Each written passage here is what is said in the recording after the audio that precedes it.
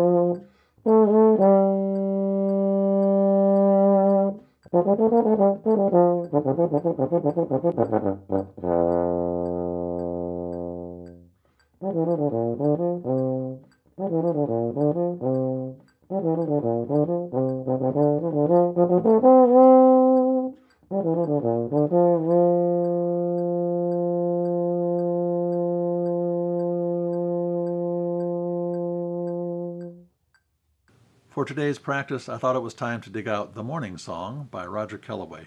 This version was written for Roger Bobo. I'm playing right off the tuba part. Roger Bobo is a great tuba player, as you probably know. But I think it's a wonderful euphonium solo, and Roger Kellaway agrees. The range of it, for one thing, fits the euphonium range perfectly. If you look in a book on writing for euphonium, you'd probably find the ranges from a low F or low E concert up to a high B flat. That'd be for a 3-valve instrument.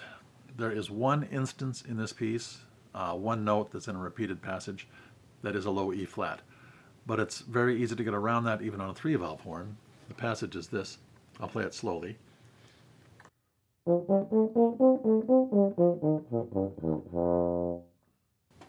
So instead of playing the low E flat, if you only have 3 valves to work with, you could just play an 8th note and leave out the E flat totally. If you have only 3 valves and can't get that E flat, which is part of 2 16th notes, just leave out the second 16th, make the first one an 8th note. So play it like this.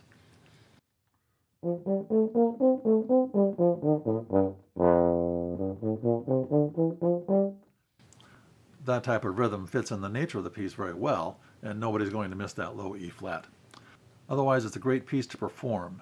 The audience will love it. And it'll challenge you in some ways, mostly in the matter of style. There are notes, 16th notes, quite a few of them, but the tempo is only 112. Ta ta ta ta ta ta ta ta ta. So the speed of the 16ths alone won't challenge you, but the way they're laid out might challenge you a little bit, and the style, as I say, is something to be considered. The first passage, which I played this morning,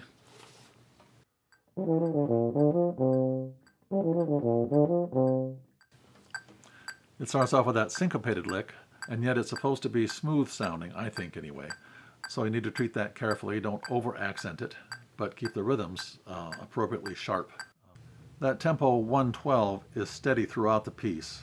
There's a section at the ending, there's a little coda that is written as 3 bars long, even though it's really extended slightly more than that. That is out of tempo completely. Otherwise, this goes down at 112 all the way through. I'm going to use a tempo word here in a minute, but I don't mean metronome tempo. What I'm talking about is the long crescendo that you have to play. It happens in that first long strain. At the end of it, there is a tie on a whole note, 3 bars plus a dotted half note. So it's kind of a long tie. There's a crescendo through the entire thing on the second time through, and I only played the second time through this morning. In order to keep some excitement in the crescendo, I'd rather not play it just as a straight out sort of deadpan crescendo, if you will. So I don't wish to do this.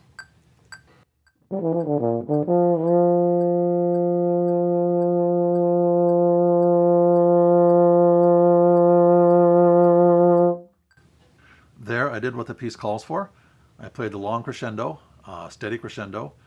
I got up to an appropriate volume at the end. In the second ending, the next phrase begins at a forte, so one would assume that's where the crescendo is going, starting at a mezzo piano, which is the overall dynamic of that whole first section.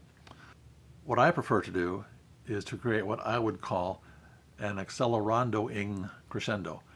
Now, I don't mean tempo, but I mean I'm going to change the pace of the crescendo. I'm going to start out crescendoing little by little, not much. I won't use much vibrato at all at first.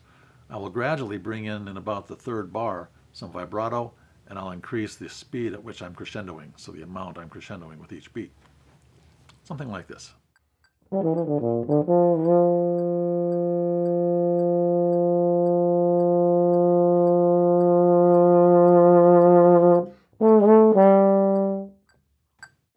As you can hear, not only was I increasing the rate at which I'm crescendoing, I also increased the vibrato significantly by the end of that.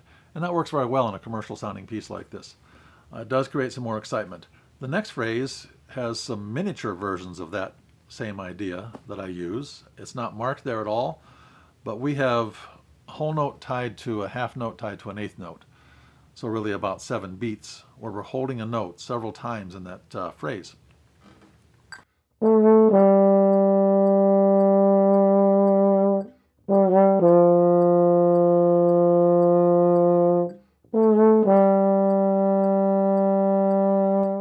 As you might guess, that is not the most important thing going on there. The piano has a lot of moving notes underneath that.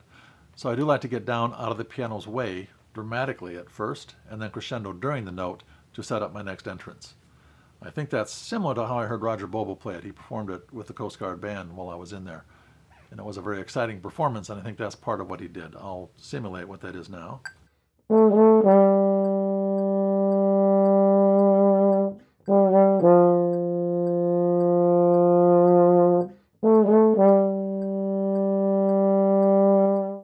So there you have a couple little tips on playing this piece.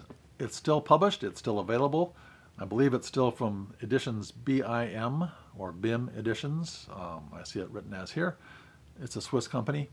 It's easily available in this country, and I'll put a link to it in the YouTube description so you can get to it fairly easily. I hope you enjoyed this. Thank you.